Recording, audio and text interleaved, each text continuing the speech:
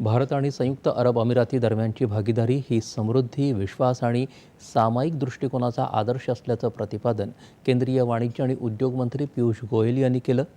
मुंबईत आयोजित दुबई भारत व्यापार मंच परिषदेला पियुष गोयल यांनी काल संबोधित केलं, त्यावेळी ते बोलत होते. दुबईचे युवराज शेख हमदान बिन मोहम्मद अल मखतूम यावेळी उपस्थित होते.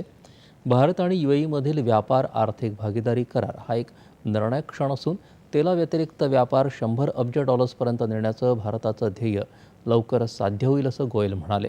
मध्य पूर्वेच्या देशांसमवेत भारताला व्यापार आणि सांस्कृतिक देवाणघेवाण करण्यासाठी दुबई एक महत्त्वाचं प्रवेशद्वार असल्याचं गोयल यांनी नमूद केलं.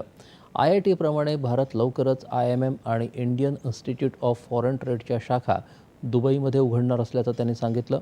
अणुऊर्जा, महत्त्वपूर्ण दुर्मिळ खनिजं, नवीकरणीय ऊर्जा, हरित हायड्रोजन, फिनटेक, कृत्रिम बुद्धिमत्ता, अन्न सुरक्षितता आणि प्रगत उत्पादन यासारख्या क्षेत्रांमधील अफाट क्षमतांचा लाभ घेण्यासाठी दोन्ही देशांमधील उद्योगांनी पुढे येण्याचं आवाहन गोयल यांनी यावेळी केलं.